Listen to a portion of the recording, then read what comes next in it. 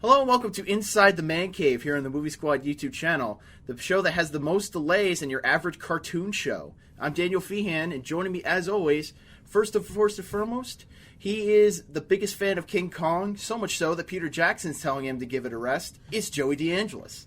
Hey guys, how you doing? It's been a while. And next up, he is the creator of the Marvel Cinematic Universe Facebook page and master punt victim 4 years running. It's Andrew Gifford. Hey guys! Well, clearly we're in the right spirit to do this. So we want to first break the ice a little bit. We've been on hiatus for about a month. The holidays, school, all that kind of stuff, and work have really delayed us. We hope you've been enjoying all the great content our friends have been doing on the Movie Squad Facebook page and YouTube page and all that. But today we are back, and we are here to talk about a whole series of things, including our most anticipated movies of 2017, Star Wars, Marvel, Godzilla. It's going to be a good show. It's going to be fun. Yeah. Andrew, you done? Mm-hmm. All right. Andrew's having his nice drink of water, getting ready. All right. So, first things first, Star Wars, of course, because what else would it be? Star Wars Episode 8 is coming out this year, and it's one of the most anticipated movies of the year.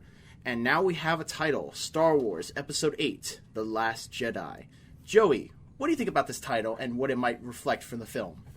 Well, I remember for the longest time we were wondering when the heck are we going to get a title for Episode 8? Some people thought maybe we'd have to wait until like Celebration for a title. Yeah, or maybe even when we got a trailer. Yeah. Which I believe somebody said in the springtime we'd get something. Mm-hmm. So we're still in January. We're getting to the spring soon enough, but Last Jedi it sounds like a very ominous title when you first read it, especially with the red font attributed to the Star Wars movie title. And it's also interesting to note that the Return of the Jedi logo is also red on those original posters. And so was Revenge of the Sith. Yes.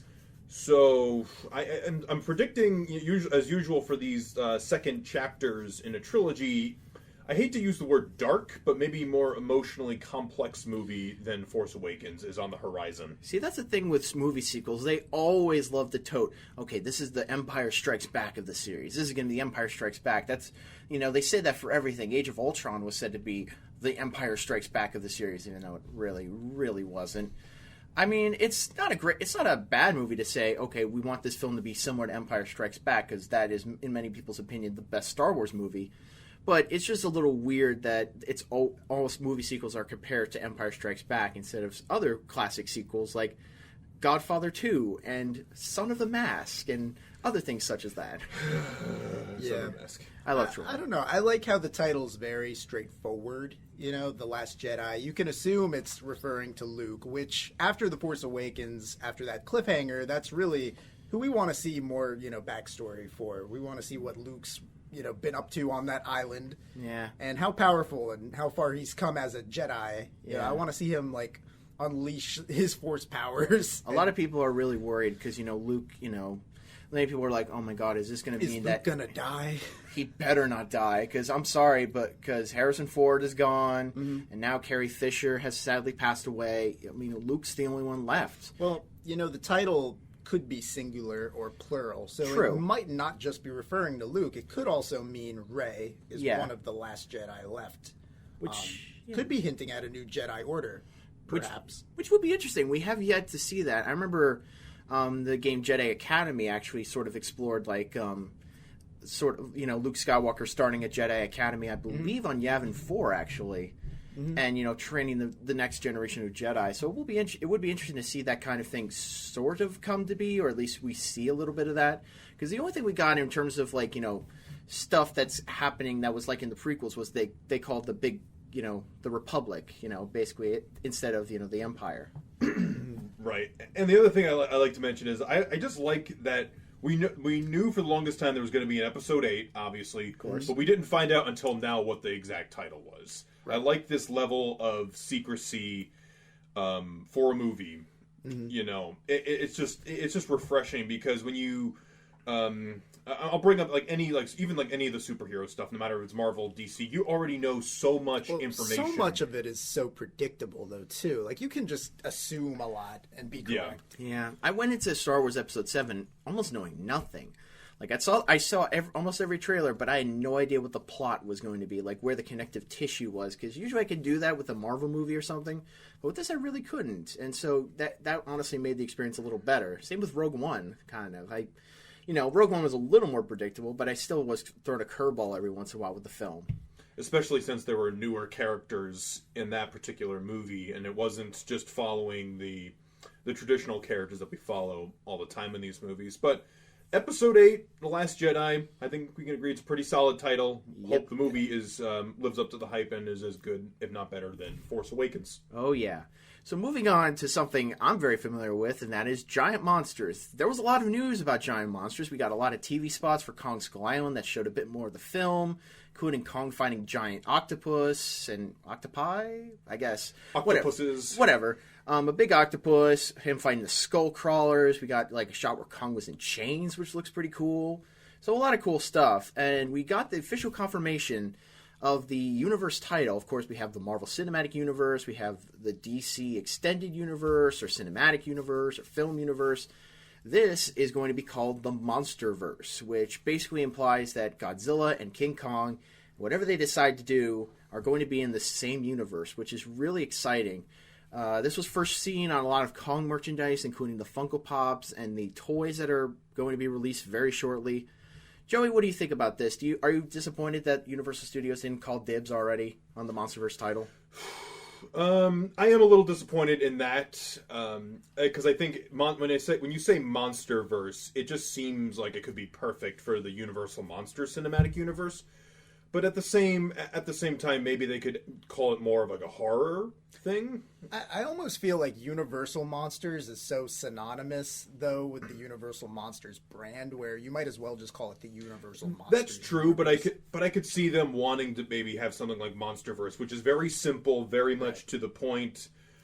Which I think that's basically what the point of this is. It's not really, like a bunch of like characters. It's giant monsters fighting and punching each other, which. That's a pretty.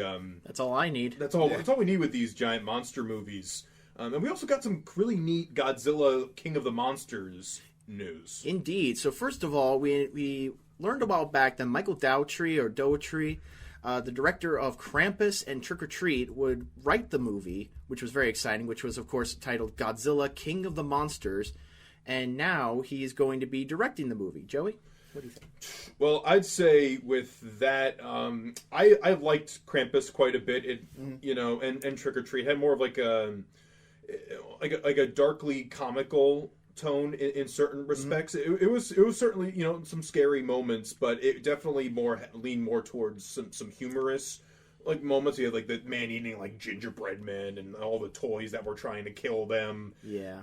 But I'm not saying he's like the greatest director, but I think he's not a bad choice when it comes to this material, especially if the rumors are true that we're getting a bunch of monsters. Yeah, he's a good visual director. One thing I could say, I haven't seen Krampus, but just the way he shoots the snow and the sky, it really looks great. And, the whole idea of it being more leaning, not towards comedy, but more towards a sort of awareness is definitely a better route to go. Because the problem with taking a subject seriously, especially a topic like Godzilla, is you can only do it so many times.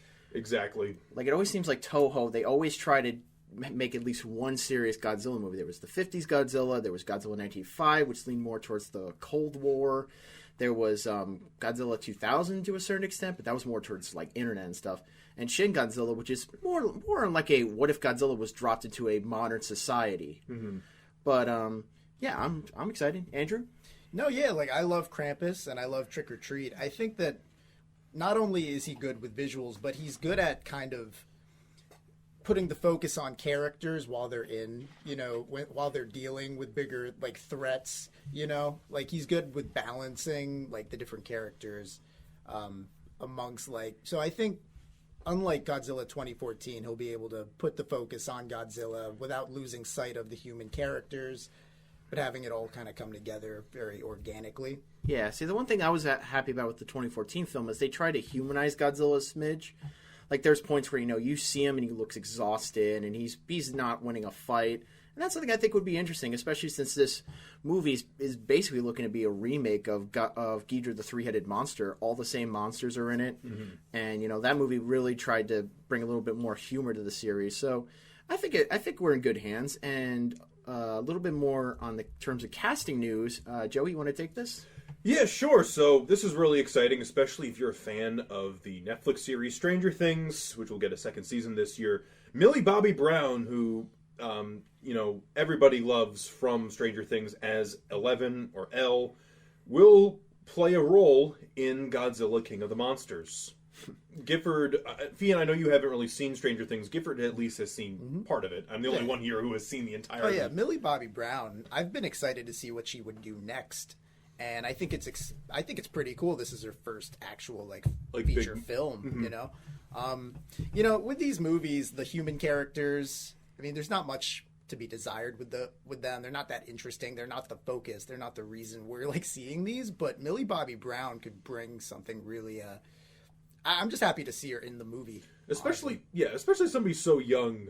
Yeah, it makes me curious what the angle is having a kid in the mix, and how she fits into the storyline. Well, in terms of Godzilla lore, I mean, especially during the Heisei era, which extends from about the 80s and 90s. There were a lot of psychics, tons of psychics in the series. A lot of characters who, could sort of commune with Godzilla and control him to a certain extent, or, they had some special powers. And I mean, at one point, they even had an entire, school of kids, basically a Japanese version of Xavier's School for Gifted Youngsters. It's interesting you kind of bring up maybe a supernatural angle, because that's something I could see Michael Dougherty going for. Or maybe she's kind of a modernized version of Mothra's twin fairies. I was about to mention that. Well, because I remember in Godzilla Kingdom of Monsters, they added two little creepy twins, kind of like the Shining twins, and you think, oh, are these the new versions of Mothra's twins? But no, they're actually like Batra's twin fairies, but they're they're full-grown kids. So it would be interesting if at least she was connected to at least one of the monsters. That would be interesting, especially since King Ghidorah is a giant dragon from space. You really can't go. Either he's a giant dragon from space, or he's an Earth Guardian monster. Or here's the other thing too with Michael Dougherty's work with Krampus and Trick or Treat. A lot of it has to do with younger kids too. Yeah. So like the main character in Krampus, there was it was a little boy in Krampus, and when you watch a horror movie or a monster movie, you're more on the edge of your seat when you see a kid involved in these situations. When you see an adult, you're like, screw them, or they can take care of themselves. But when you have a youngster. Yeah. In there, and Millie Bobby Brown's not the youngest person around, but she's relatively young, and you could be oh my goodness, she's going to get in this situation. What's she going to do? Yeah. So if we're not going with the angle that she's connected to monsters, it's kind of a play at the angle of oh no, the kids are seeing. Well, it's interesting though too, because you look at something like a Monster Calls. It would be interesting if this kid actually forms something of a bond or something with Godzilla. Or the I forget what the movie's called. I think it's Behemoth or Gargantuan. That movie starring Anne Hathaway. Yeah, where basically she's controlling the monster. I'm sure they won't go that direction, but it will be interesting, especially because of the Toho series is really not great pedigree, or in Japanese in general, pedigree of kids in monster movies. Especially all the kids with Gamera and the classic of the Godzilla series, Joey, Godzilla's Revenge. You see, and that brings my next question. This is going to be called Monsterverse, and I know there are a lot of Godzilla adversaries, and Godzilla and Kong are really famous monsters. But I think there comes a certain point where you have to bring in more monsters. I think you at least have to play with the possibility of Gamera at some point. Oh my god, I would love that. A three-way battle between Gamera, King Kong, and Godzilla. Well, I think that they're really, now that it's the Monsterverse and it's not King Kong versus Godzilla verse or something like that, they're probably going to give movies to characters like Gamera and Mothra and all of them. Yeah, I mean, Mothra started out in a solo movie, and so did Rodan. So it's not completely out of the realm of reality. And then they could maybe bring in other monsters from other series. Imagine the Beast from 20,000 Fathoms. We all wish Pacific Rim could just be worked in there. Yeah. I mean, honestly, I had the idea of maybe dimensional portals. like the drift from Pacific Rim comes into the Godzilla universe. You know Just what? gets really weird. The thing with monsters is that unlike comic book characters or nobody would care. It would just be giant things punching each other. Mm-hmm. So ultimately, we have high hopes for this MonsterVerse in the future. Fian, what do we have next for the rundown? Oh boy! So next up, there's a couple things in terms of Marvel. First of all, Square Enix, who are better known for the Final Fantasy series, among other things, Kingdom Hearts and other things like that. Basically, they've struck a deal with Marvel, and they're basically going to be making several different Marvel games, starting with an Avengers game. Now, so Joey, I mean, you played some Kingdom Hearts, right? A little bit. I've more watched than played, if I'm being honest. My friend Edwin would be very disappointed in me. He's a huge Kingdom Hearts fan. But it's always been it's always a cool concept, and I've actually just got a PS2, so I picked up some of the other Kingdom Hearts games, so I can play those eventually. But this is interesting news. Then Square Enix picking up Marvel. I don't have too much to say on that. Yeah, I did watch the teaser, and I do kind of like how there seems to be sort of almost a post-apocalyptic feel to it. Mm-hmm. Where, I mean, the tagline is even reassemble, implying the Avengers lost to a threat, and now they're disassembled, and they got to get the team back together. Yeah, my hope is it doesn't become a little bit too RPG. I'm not a big fan of RPGs. The only two RPGs I've ever played, I played South Park: The Stick of Truth, which, at least covered it up. And it was actually fun. It was more of an action RPG with timed events and stuff. And then Marvel Ultimate Alliance, which is honestly my biggest hope. Is man, I wish they could. It would be great if it was like that. Make a Marvel Ultimate Alliance 3 that was really in depth and had a ton of characters. Honestly, my only hope for Square Enix is that they don't go insane. Yeah. Because I'm sorry, I saw a preview for Final Fantasy 2.8, The Legends Dawn or whatever. They just, I'm sorry, when you add sequel decimal points to your games, there's a problem with your series. I don't know. If it's an RPG, I'm curious. I'm just interested in what a Marvel RPG game would look like. Yeah. And, it is kind of appealing to me, the idea that you could create your own superhero and then cross them over into other games. See, that's the thing X-Men Destiny kind of failed at. That was basically supposed to be like that, but instead you get to choose from 3 generic characters. You don't really get to create your own X-Men, which is something I think anybody would love to do. That would be awesome, honestly. Yeah. I could have a Joey D'Angelo's. Joey might become a gamer in that case. If that was the case, if I could become an X-Men, I would totally pick up that game. Yep. So I don't think we have much else to say on Square Enix. What else do we got for Marvel? Well, we got Avengers: Infinity War began filming. Really, that's really all that you can get. Yeah. We've seen several pictures of people like Brie Larson and. God, I forget the actress who plays Mantis, showing off Infinity War hats and a lot of stuff like that. For me, I think it's just exciting that it's actually becoming tangible now, where it's actually happening, because we've just been talking about it. Did you guys see Dave Bautista's comments on it, where he says they might have to use CGI to get everybody together? Interesting note. I mean, Benedict Cumberbatch apparently has scheduling issues, where they need a stand-in to film some of his scenes, and then they'll later on in post they'll kind of CGI Benedict Cumberbatch's face and have him record his dialogue. I mean, to be honest, I always kind of figured they'd probably have to do something like that. I mean, as awesome as that one shot will be, I'm sure the shot where everyone's together.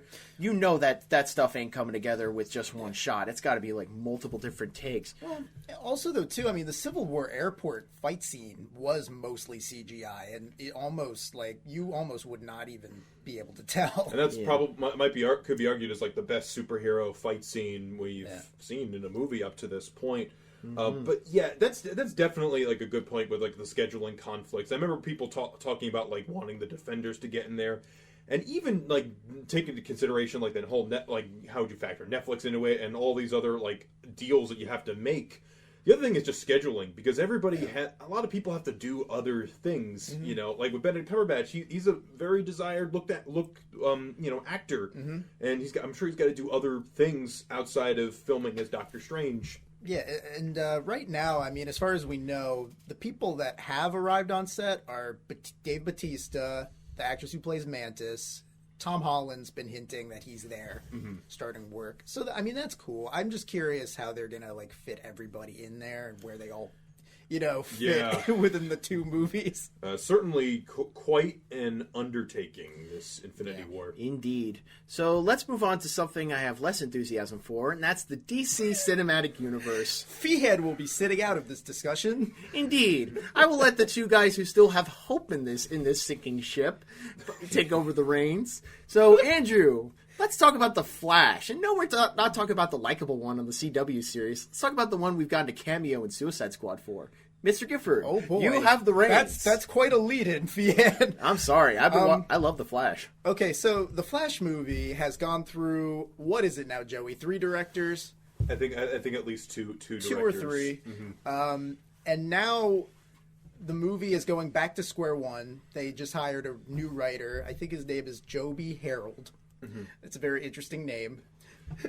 And he wrote he wrote the upcoming King Arthur movie directed by Guy Ritchie. Okay. And he's doing Robin Hood Origins. All right. So he's right now he's kind of big over at Warner Brothers. I mean, I can't really say much. I don't have an opinion on him writing The Flash, but it does concern me that they are that, unfocused and clueless about what they're doing. Here's the one thing I have hope for with The Flash, and that is it's not a DC movie coming out this year. They have time. And the reason why I say that is because I have a feeling that the DC movies coming out this year, even though we got Jeff Johns apparently helping head the DC films He came in so late, though. He came in so late in the game that I have a feeling that Justice League and Wonder Woman will, I think, maybe suffer from, Batman v Superman or Justice League, Batman v Superman or Suicide Squad type of nonsense. Yeah. And again, I want Wonder Woman to be great. I want Justice League to be great. I want to walk into any movie and say, that was awesome.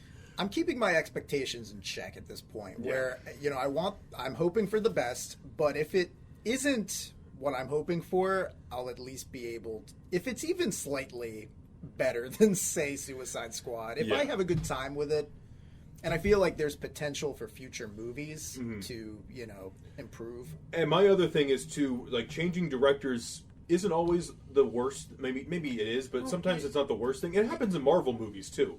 It has, but what worries me with this is more just, you would think that they'd be able to come to a consensus on what they're doing when they hire the guy.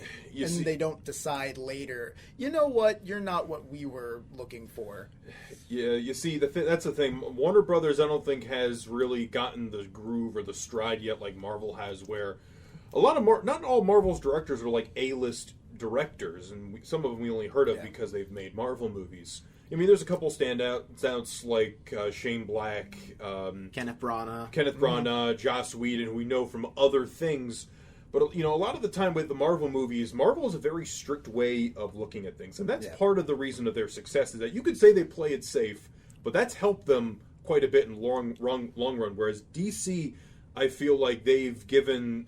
I feel like they say they're very director driven, but the problem with that is sometimes they'll get a product that they might not want to put out in theaters. Yeah, see, the thing about Marvel is they're really passionate about their films.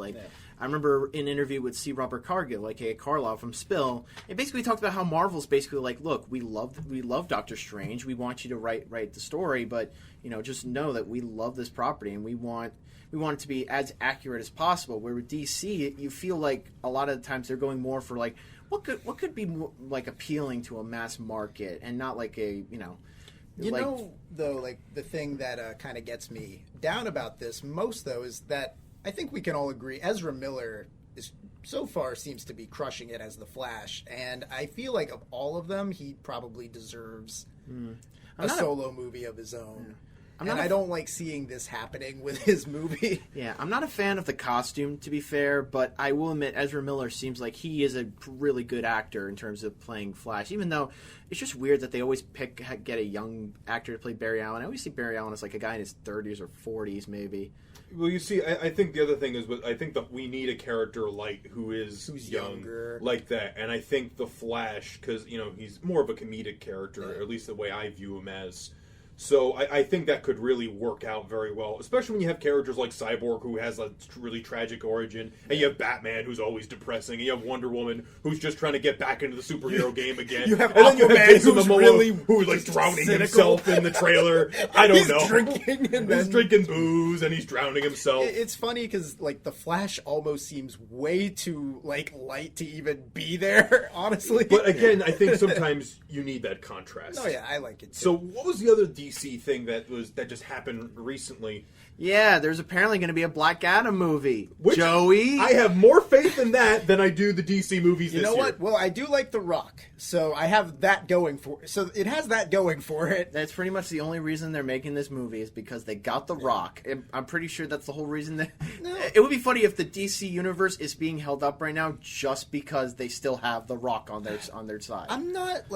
I'm not against this because it could turn out to be an okay move. I'm just curious what their idea is like in terms of how they're gonna have Black Adam and Shazam crossover. Like, would Black Adam come first, and then The Rock appears in Shazam? Because that could be interesting, giving a villain his own movie before he shows up in the hero movie. But it doesn't even make any sense. Most adaptations, especially in cartoons, they always just say, Black Adam got the powers before you, he became a dick, I banished him to the ends of space, and now he's pissed. But again, in those versions, Feehan, you didn't have The Rock playing Black Adam. Well, let's be respectful here. It's Dwayne Johnson. Yeah, this is going to be a very different take on Black Adam than we're used to. Yeah.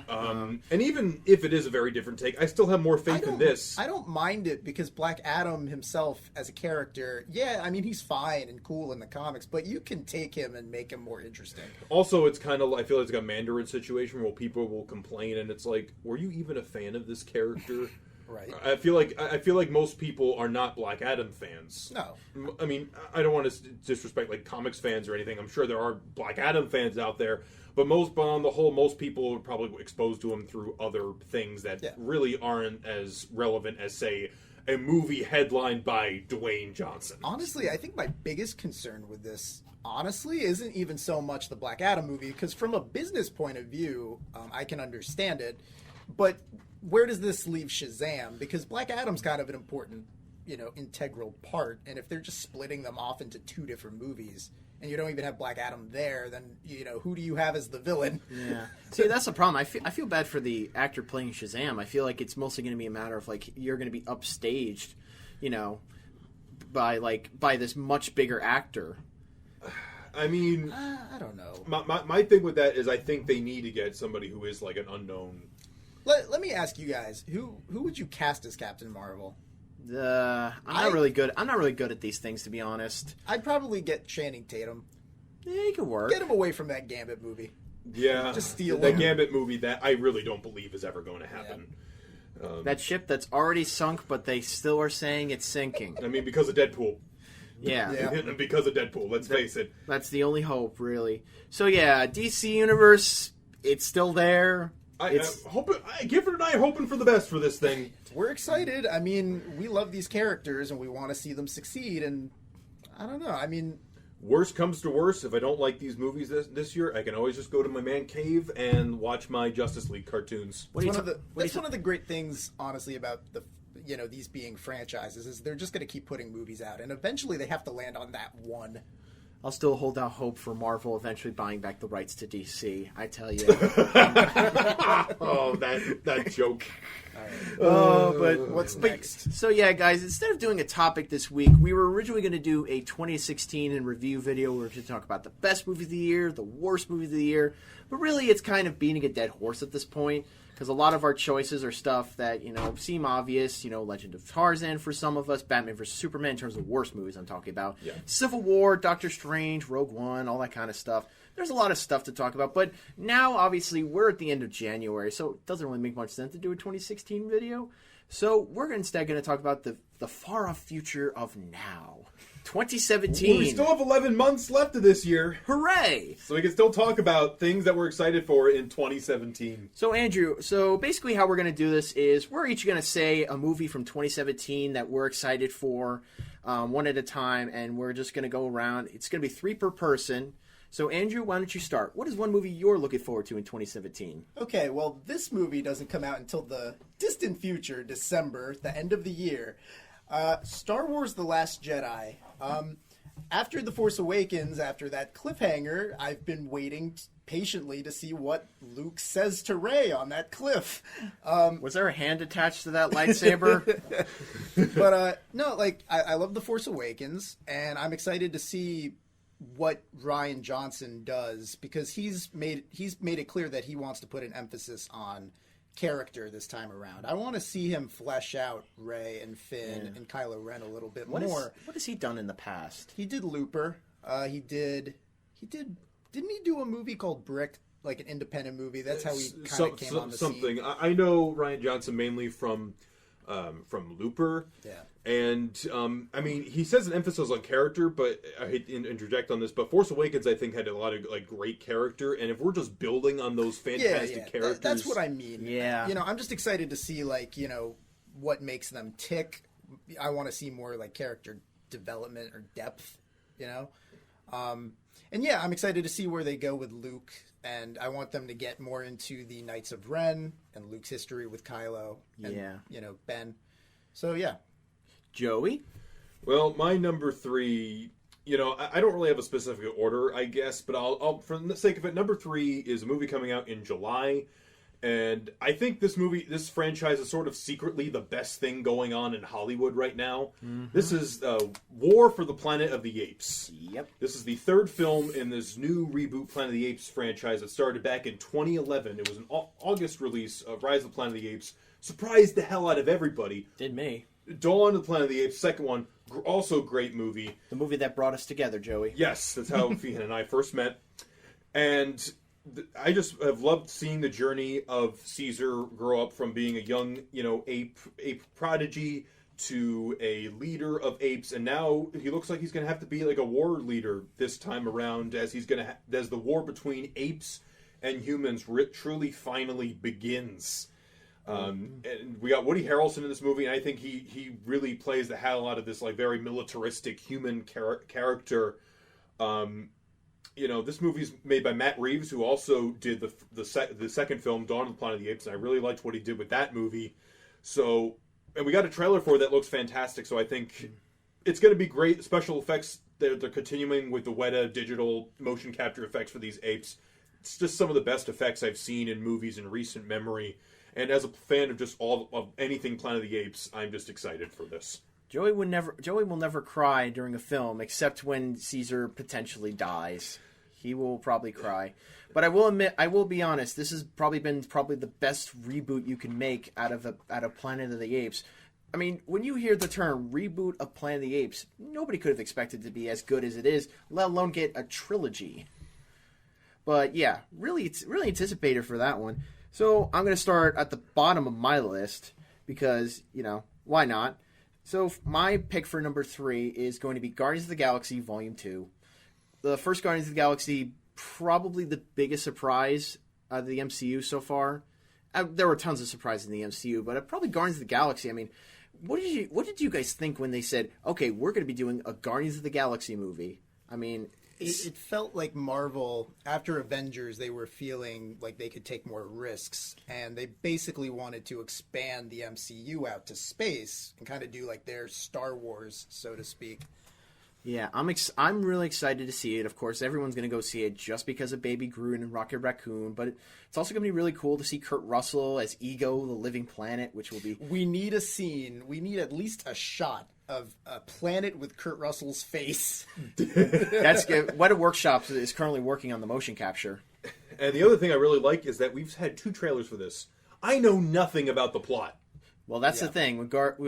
With as crazy as the Marvel Universe is in terms of space, I mean, we could thank a lot of people for that. I mean, Jack Kirby especially for giving us some of the craziest stuff in space ever.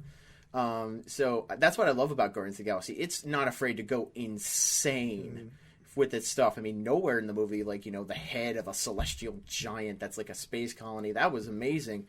So yeah, Guardians 2, I'm really excited for it. Next week is the Super Bowl TV spot. Oh yeah, that's gonna be exciting. Yeah. And you know, I honestly, my hope for Guardians when they first announced it was like, I figured that would be where they'd put the Planet Hulk scene. Like, Guardians have to fight a Hulk under mind control. I remember that was a theory for a while. But again, that's something for another day. Andrew, what's your next pick?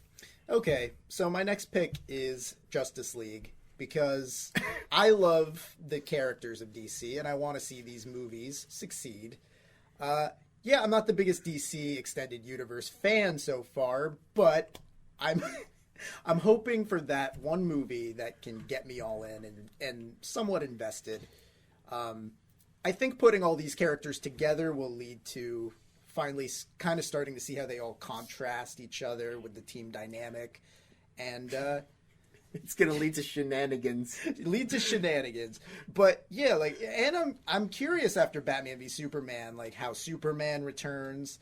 Because, you know, I love Superman as a character and what he represents, and I'm hoping that now, after he comes back and he sees that Batman formed the Justice League, because of, you know, his sacrifice, that he'll come back and hopefully be the Superman we know and love a lot, not with a chip on his shoulder. Not mopey, not saying, oh man, Superman never really was a thing. I don't know why I became Superman in the first place. This is stupid. Why am I doing this? Because that's what everyone wanted out of Superman, is brooding. You know, though, but this is the movie that, you know, I want to see more of Ben Affleck's Batman because I think he's a terrific Batman. I'm excited to see Ezra Miller as the Flash. I think that this movie, at the very least, will introduce a lot of promising characters for future films. So, yeah. Okay. And I mean, the other thing is we got Wonder Woman, a female superhero, basically headlining 2 movies that year. Yeah, She's going to be one of the main players in Justice League and have her own movie, which is very exciting. Now, for my pick, again, there's no particular order with this list, except maybe number 1, but this number 2 pick would be the live-action reimagining of Beauty and the Beast. I am a huge Disney fan. Shocker. It's a real shocker, and Beauty and the Beast is one of my favorite Disney movies. It's one of the Disney. It's really, when people ask me what one of the, like, point me to an example of a great movie made by Disney, I point to that 1991 animated classic. And it just has some of the best songs, the best characters, the best animation, music, the whole 9 yards with that movie. Now they got a big live action version with an incredible cast. I mean, Emma Watson as Belle, Ewan McGregor as Lumiere, Ian McKellen as Cogsworth, Dracula as Gaston.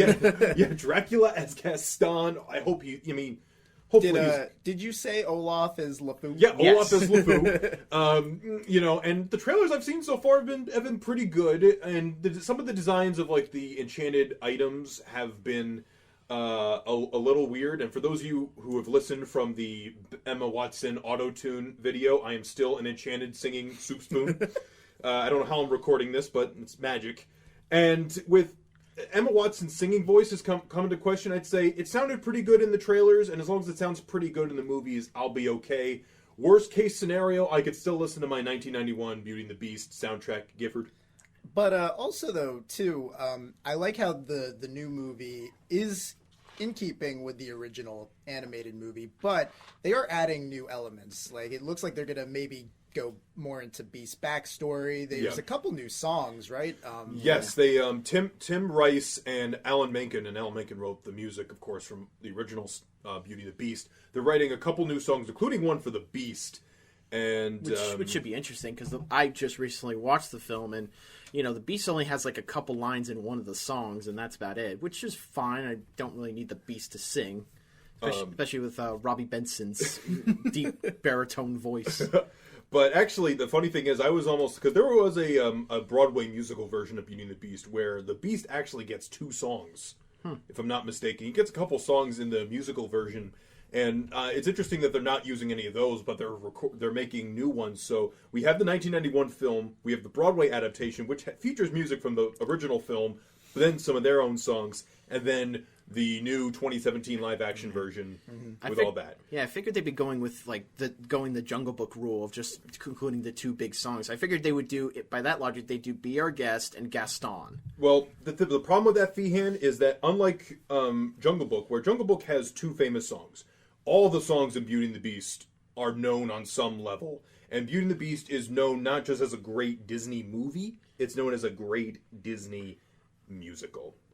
Whereas Jungle Book, not as many people are as familiar with it, so you could get away with cutting out a lot of the songs And a lot of the songs in there, to be fair, are very dated. Some of them dealing with like the 60s, like British invasion kind of stuff. So it wouldn't make much sense for kids to listen to that kind of thing. Yeah. But with some of the Disney's recent success with live action, including my favorite movie from last year, Jungle Book, and Pete's Dragon, a really interesting movie that came out last year, I do have faith in Beauty and the Beast. Also, Cinderella was a good one. I should mention that. Feeham, your number 2 pick. All right, my number 2 pick is yet again another Marvel movie, and this one I'm actually looking forward to the most because it's like so different, and it's going to be Thor Ragnarok. So the first 2 Thor movies, not the greatest films in the world, but you got a kick out of them. Chris Hemsworth was a great actor in those films.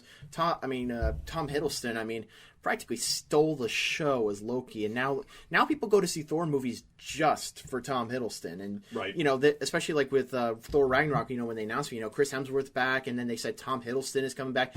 The whole auditorium cheered. Right. Just the fact that Tom Hiddleston was coming back. I almost say Tom Holland every time. I don't know why. It's really weird. But this one's really interesting. Kate Blanchett's coming in as Lady Death. We're gonna get Jeff Goldblum and Sam Neill, which is the closest thing we'll ever get to a Jurassic Park reunion. So I'm excited for that. Jeff Goldblum's playing the Grandmaster, which is really exciting. Mm-hmm. Who is the brother of the Collector, which will be really interesting. I hope he does the Ian Malcolm impression the whole time. Now you see your collection. It can't stay there forever because life finds a way. And now they stole it. They stole it. Well, you see, your collection was so intent on trying, they didn't even know if they should. I couldn't even quote that directly. I couldn't remember it for sake. But the thing I'm most anticipating is the fact that we are getting the Hulk, Planet Hulk, probably the closest thing we'll ever get to Planet Hulk. And that is exciting because I love Planet Hulk. It's such a good storyline. And I'm really hoping that we'll finally get some stuff out of the Hulk because he's one of my favorite characters. And EMH, the Earth's Mightiest Heroes version, is one of my favorite interpretations of the Hulk. Basically, the big bruiser of the team. He's smart, but not super smart. Mm-hmm. And, I kind of want that out of the Hulk. Just the guy, he's the big tank of the group, but he's not a dumb monster. Right. I do like what they're doing with the Odin storyline. Oh, yeah. The post-credit scene of Doctor Strange where Thor goes to the Sanctum Sanctorum for Strange's help in finding Odin, who Loki apparently has banished to New York City. Well, it reminds me of, that there are a lot of stories about, I forget what the sword is called. There's basically a sword. Oh, it's called the Twilight Sword, and it's basically a sword that could take the powers of Odin. So I'm wondering if that's sort of the thing they're going with, and then it's sort of going to lead into, Ragnarok is coming. Mm-hmm. And, they basically have synopsized that Thor's stuck on, Sakaar, the planet from Planet Hulk, without his hammer. So that will really be interesting. I'm excited because it sounds like Gladiator as a superhero movie. Right. Which is going to be cool. And, in the Planet Hulk storyline, they even explain, Bruce Banner basically makes a deal with the Hulk. You stay the Hulk, and you get the intelligence of Bruce Banner. So I'm thinking they might do that. And it would be nice to see Mark Ruffalo get some acting chops in there. And dialogue. Yeah. That good old Mark Ruffalo CG Hulk. Yep. But I'm really excited for that. Andrew? Okay, well, this is another Marvel movie, Spider-Man Homecoming. Because Spider-Man is finally home at Marvel. And after Captain America Civil War, I think that Tom Holland is a really good Peter Parker Spider-Man. I'm curious to see what he does with his own feature-length movie. I want to see Peter and Tony Stark's relationship fleshed out some more. I enjoyed their little bit in the Homecoming trailer in the car. I know you like that, Joey. That was my favorite bit, yeah. Yeah, and so, but also I'm curious to see a Spider-Man movie that puts an emphasis on the high school setting. Mm-hmm. Michael Keaton as the Vulture seems really intimidating based on the trailers, and it's Michael Keaton. I mean, he can do so much with just, given the right material. He's Birdman. So. And Batman. He's Birdman and Batman. And, of course, now the Vulture. Yeah, another Birdman. Yeah, he loves his aviation characters. But, Spider-Man Homecoming, I'm curious to see what Marvel does with Spider-Man. And, yeah. It's just weird seeing, the Sony logo and then the Marvel logo. Yeah. And also the fact that, some, the international trailer kind of tones down the whole high school angle, whereas the American trailer, they seem like they're really pushing the whole high school angle I read an interesting rumor, and I don't know if it's true, but I could see it being true, that apparently, the high school trailer was actually Marvel's. And Sony wanted a more action-heavy trailer. and that's why they put out the international one. Okay. So Go that's figure. interesting. Go figure. Sony made a more interesting choice. Yeah. Go figure, right? You see, I would almost disagree and say the Yeah. high school stuff is the more interesting element, especially Well, in... I like seeing know. the bits where like Peter's in his classroom watching the airport footage. Yeah, and that's the other thing too, is that I know people are tired of Peter Parker in high school, but I'm like, look, I really you- haven't you- seen a lot. You know, of the that. thing is, you're going to get your action scenes. You know that. You know you're going to get the explosions and all that nonsense. But what's No. going to sell me on the movie is Peter Parker as a character, not Spider-Man swinging around as a CGI character. Well, that's what I'm excited That's about what I too. want. Is like in Too the bad. movie, what's interesting now, having him in the MCU and other heroes existing, is that he's just this kid. Yeah. And even in the trailer, Tony Stark, it's like, yeah, clearly, like they don't really want him in the team because he's not cut out for it. At least Tony Stark doesn't think. Yeah. Well, he's a kid. He really doesn't want a kid to No, die. it makes perfect sense. But that's what I'm curious about is how Peter in the movie like earns a spot in the team. Yeah. It's funny now. I just remember the scene where Tony Stark's being chastised by the lady from Luke Cage, basically, for her son dying in Sokovia. So what's Tony Stark's response? I'm going to get a teenager to fight Captain America. To be fair, the kid puts himself in dangerous situations Yeah. anyway, and there's no way Tony was going to stop that kid from doing Yeah. that kind of thing anyway. Yeah. I'm interested to see what his old school costume's going to look like in the movie because we only saw brief glimpses of it. Yeah. Like it's almost kind of Scarlet Spider like, and it's got the goggles and stuff. But yeah, I'm excited for it. Yeah, I can't wait. I think it'll. I think it'll be one of. I just edited that part out. At least I forgot what I was going to say. At least we'll get some good toys out of it. Oh yeah, the toys. Well, Spider-Man's like the #1 toy seller of superhero properties, right? Oh yeah. He's probably up there. Well, yeah. because Ultimate Spider-Man was basically the model they made all the toys and property on, but now Ultimate Spider-Man's over, so they're basically going to be making a whole bunch of new merchandise on the new show, which is coming out later this year. So, Joey, what is your #1 most anticipated movie of the year? My #1 is finally a superhero movie. I think I'm the only one who hasn't mentioned one yet. And my pick for... Now, I would have picked 4 movies for my list, but Feehan has one of my movies, and that's fine because somebody needs to discuss it. But my #1 for Drumroll. terms of for the purposes of this list would be Logan. How many movies have they made in this X-Men franchise? Is this the 9th one? 20. You know what? I think Deadpool was 8. Well, I'm not going to count Deadpool. I'll just say Okay. I'll say this is like 9-ish. Okay. So what's interesting about this one is that I have been At this point, who's keeping track? who's keeping track. Well, this guy probably. My experience with X-Men starts with X2. Actually, it was 2003. 9 years old, watching X2 on the big screen, and it blew my mind. Still one of my favorite superhero movies. And the X-Men movies with Hugh Jackman have been a part of my life since then. So basically, since elementary school, I've grown up with them. Through middle school, high school, college, and now me out of college working. I still have. I'm going to have one last bout of Hugh Jackman playing Wolverine, and it seems like they're taking this in a very interesting direction. Very much. I mean, I know a lot of people say, "Oh, they do Wolverine heavy stuff throughout the movies," but it feels like this one is taking that more seriously now. It's not basically in the middle of like a giant sprawling X-Men movie. It's a more personal story about Logan, about his own demons and insecurities, and in this world post Days of Future Past, I guess, kind of, where mutants and humans really didn't get along, and the world's basically gone to nonsense at this point. It's also really interesting that we got the X-23 in the trailer, a character we've been wanting to see for a while. It's really cool that we have a young female character like that who's able to, fend for herself and kick some butt. It's great to see the great Patrick Stewart again as Professor X, probably for his last time. So this is really the culmination of my childhood, or part of my childhood, basically, that Hugh Jackman's just been clawing along with these movies for the longest time. Not the greatest pun. But James Mangold directed this one, and he also directed The Wolverine and also Walk the Line and one of my favorite remakes, 3:10 to Yuma. And because of that resume and because of the way the trailers look, it really does feel like a superhero western in many ways. And we got confirmation that's going to be an R-rated movie. Mm-hmm. And that's... Usually I'm not an advocate for that kind of thing, But I think for a character like Wolverine, and if they're adapting parts of the Old Man Logan storyline, it needed to be an R-rated story. Wolverine really... these movies aren't made for kids, and I don't think that these movies have really appealed to kids Fox too has, much. yeah, Fox has proven that. I mean, I think that as time has gone on, they've realized more and more, like, well, we should probably aim our movies at more adult audiences. Yeah. So. See, that's the thing is, like, you go to any store during an X-Men movie release, you are never going to find any merchandise. Like, none. Not even, like, napkins or anything. The closest thing would be the Marvel Legends X-Men figures they put out. Yeah, but those aren't movie versions of the characters. They're not, but it's the closest thing we have to anything X-Men related. I think the most merchandise I've ever seen for an X-Men movie was X-Men Origins Wolverine.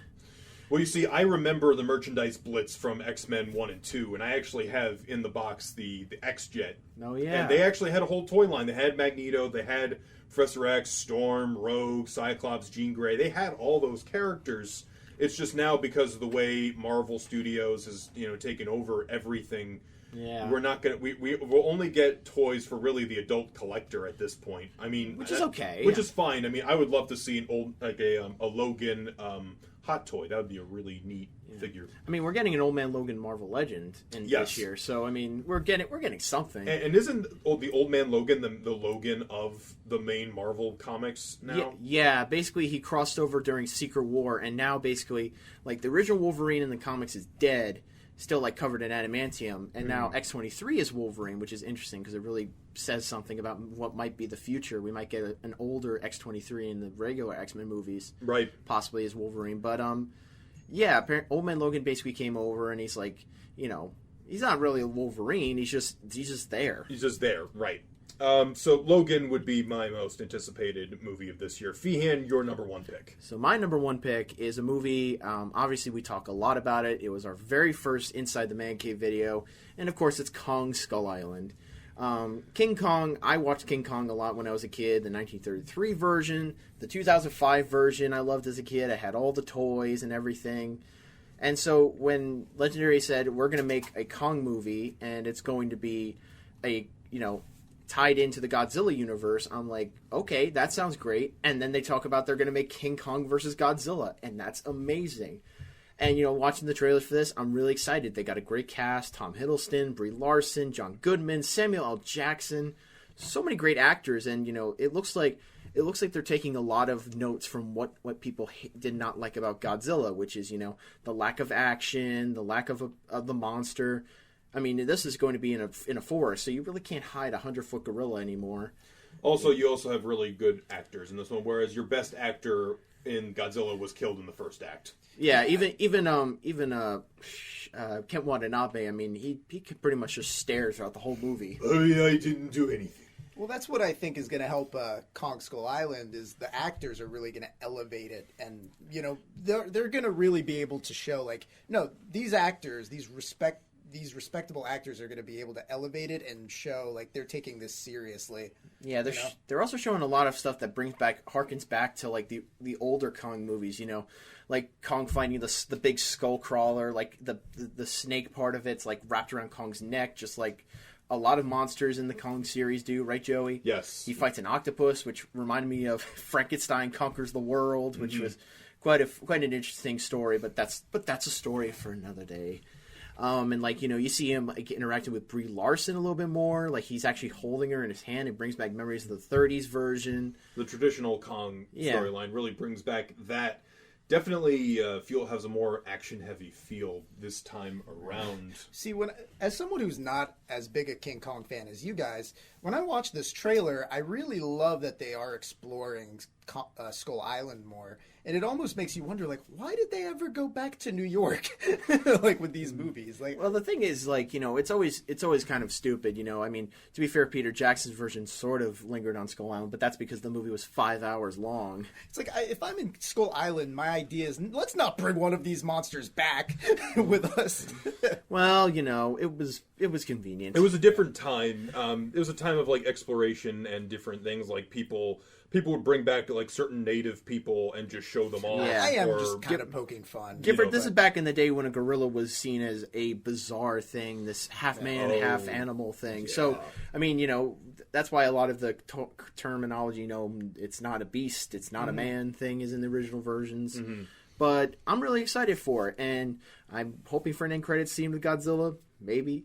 Fingers crossed. I'm still curious what the size difference is going to be. I mean, isn't Kong like 100 feet tall? I think or something he has to be at least 100 feet tall. Because Godzilla's 300 feet tall. I mean, so Kong's about half Godzilla's size. So that will be interesting. Maybe we'll get two. Maybe we'll get two Kongs. Like Gargantuas. The thing with the height difference is like I know that for fans this is a big topic, but I feel like in the movie they're just gonna pit them against each other and they're just gonna be the same size and you're not gonna think much of it. Or they'll have some like nonsense explanation. Just to do it because you want the fight to look good. You want it to look awesome. Or like Godzilla, like not all the monsters are the same size, and that's true. Because I feel like you could only do it really once or twice for the movie, and I feel like it would be great if they just like they fought once or twice, and then there's like a bigger monster that they basically have to team up and fight. Yeah. Like it would be awesome if like Destroyer or someone showed up. Well, that's something I'm excited for though too with Kong Skull Island is because this movie is right before Godzilla King of the Monsters. This movie is going to do I think this movie will really help set up Kong as Godzilla's challenger for the title of King of the Monsters. Well, because it's interesting in the trailers, we see like a version that's more like original Kong sized, about maybe 10, 15 feet tall, which is interesting. It's almost like, I don't know. We'll see. I don't want to be like the underdog in a way. Oh, which is pretty much the original too. I mean, Kong like had no powers except apparently when a gorilla gets struck by lightning, he gets electrical powers. The other thing, that's science, Joey. That is science. That's kaiju science. Like Bill and I would agree with me. Also, if you combine a Rose cell with Godzilla cells, you create a giant monster with the soul of a little girl. You see, my thing is like I could see Kong being like maybe becoming like 200 something feet, but being faster than Godzilla because Godzilla's a big dude. Yeah, I mean, you could say that the Kong in Skull Island isn't full sized. Yeah. The end, like if quote unquote they kill him, they're like guys, this was not a full size gorilla. Now let's also remember this. This movie takes place in the 70s. Oh yeah. The new Godzilla takes place in modern times. Exactly. Oh, could Kong have just aged? Either Kong age or they capture Kong at the end of the movie, they bring him back to America and they experiment on him. And then we get Robot Kong. And then we get Kong even bigger, and he escapes. and then he punches Godzilla, and Godzilla's like, "The hell, man!" And then he takes a breath. I love how dumb all of this sounds. I love it. But at this point, we're basically writing fan fiction. At this point, at this point, we're really talking about making King Kong taller. Let's wrap this up because this is getting kind of crazy. We want to thank all of you guys for joining us on Inside the Man Cave. We know we've been away for a while. We're going to try to make this a weekly thing, but even if it's not every week, you could always find a new video every week for Inside the Man Cave or Movie Squad or Disney World or lots of other things. Speaking of which, as of this recording, we have a new video posted. Yes. Honor the Classics is a new series that I'm doing with Allison. On our first episode, actually, speaking of Kong, was about the 1933 original film, so definitely check that one out, guys. Yep, and if you guys have a topic or a question or something you want us to review, write it in the comments below. Be sure to subscribe. Click the little bell at the end if you want to get notifications about our videos. Yep. And right now, we have a Facebook and a Twitter page, which you can like and favorite and follow and all that kind of terminology. And you can also comment on our page about some topics you'd like us to talk about, or even some movies you want us to review, or ideas for channels, or videos. We always like to appreciate our fans' demands and questions and all that kind of stuff. Joey, final thoughts. Final thoughts. Well, 2017 is going to be an exciting year. I hope all the movies that we've talked about so far are going to be good. That's really all I have to really say about that. Yeah. I mean, there's also a lot of TV stuff coming out this year. I just want to give one last notice to Mystery Science Theater's coming back this year. Samurai Jack's coming back this year. Hey Arnold's coming back this year. It's going to be a good year of reboots. I'm going to be spending a lot of time in the theater. Joey, we might have to like share a theater together or something. Yes. We'll rent out a theater. Yeah. We'll pay AMC. Well, the good thing about 2017, Joey, a lot of our picks, they're coming out early this year. Yes. Logan, Beauty and the Beast, King Kong. They're all in the same month. Yep, and also another one, the Lego Batman movie comes out in a couple weeks, so that will be interesting. That will be exciting. Well, guys, we're going to wrap up this episode of Inside the Man Cave. We want to thank all of you for listening. And again, just like I said, comment, subscribe, all that good stuff. We'll see you guys later. Adios. Peace.